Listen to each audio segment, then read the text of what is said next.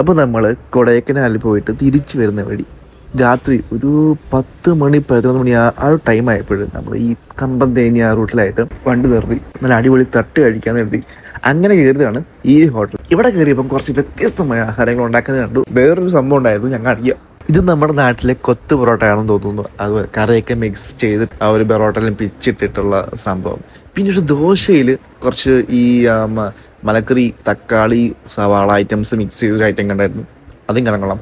പക്ഷെ ഈ ഒരു സംഭവം കേട്ടോ, എനിക്കത് പെട്ടെന്ന് മനസ്സിലായില്ല. എനിക്കൊന്ന് പൊറോട്ടയുടെ മാവാണെന്ന് തോന്നുന്നു. അതിൽ ഈ ഗ്രേവിയോ ചിക്കൻ്റെ എന്തോ ഒരു ഐറ്റം ഇങ്ങനെ മിക്സ് ചെയ്തിട്ട് അതൊരു ഇറച്ചിപ്പെട്ടി പോലെ ആക്കിയ ഒരു ഐറ്റമാണ്. അതും കാണാൻ കൊള്ളാം കേട്ടോ. അപ്പം ഞാൻ വാങ്ങിച്ച ഫുഡ് ഏതാന്ന് കാണിക്കാം. ഞാൻ നേരത്തെ പറഞ്ഞില്ലേ വേറൊരു സംഭവം കാണിച്ചു എന്നുള്ളത്, അത് കാണിക്കാം. നല്ല പരന്ന ദോശക്കകത്തെ അവർ നെയ്യ് ഉരുകാനായിട്ട് ആ കവറോട് വെച്ചിരിക്കുന്നു. അത് വലിയൊരു മോശമായിട്ടുള്ളൊരു സംഭവമായി തോന്നി എനിക്ക്. അതായത് അവർക്കൊരു ചൂടുവെള്ളത്തിൽ വെച്ചാൽ മതി, ആ നെയ്യ് അത് ഉരുകിക്കോളും.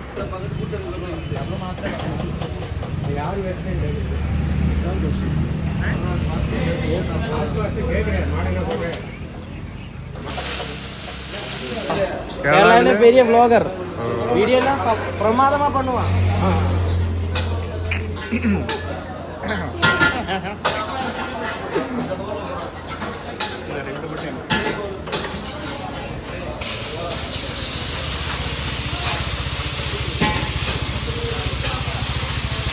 മുട്ട പൊട്ടിച്ചിട്ട് അതിന് പുറത്ത് ഇങ്ങനെ പൂശുന്ന ഒരു വീഡിയോ ആണ് ഇപ്പോൾ നിങ്ങൾ കാണുന്നത്. വെച്ചാൽ ഈ ദോശയുടെ പുറമെ മുട്ട തേച്ചിട്ടുള്ള ഒരു ഐറ്റം.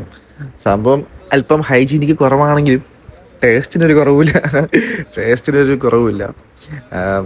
ഞാൻ കഴിച്ച ഫുഡ് ഏതെന്ന് കാണിക്കാം. ഉണക്ക് എന്ത് വേണം? ഒരു മുട്ട മാത്രം മതിയോ? അപ്പം ഞാനൊരു മുട്ടയും ഒരു ഓംലെറ്റും പറയാൻ പോകും. ഞാനൊരു പൊറോട്ടയും ഒരു ചെറുക്കനും പയ്യനെന്ന് പറയുന്നത്.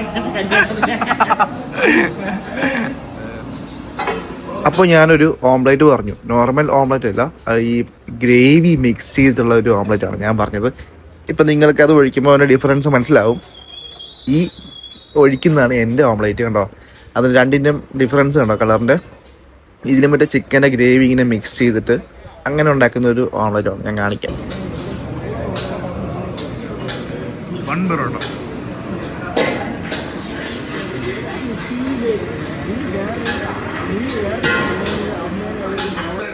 ഗ്രേവിയോ? എന്നെ കുളമ്പ് കുടൽ കൊഴുപ്പാ.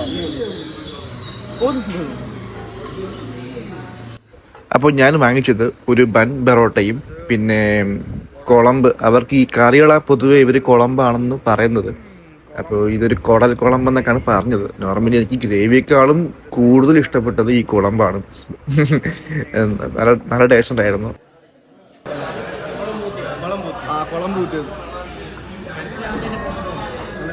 ഇതാണ് കുളമ്പ് കൂട്ടിയത്. ഗ്രേവി മിക്സ് ചെയ്തിട്ടുള്ള സംഭവം കേട്ടോ. എല്ലാവർക്കും കുളമ്പ്. അപ്പോൾ അടുത്ത ഒരു കൊടൈക്കനാൽ വീഡിയോ കാണുമ്പോഴേക്കും വണക്കം.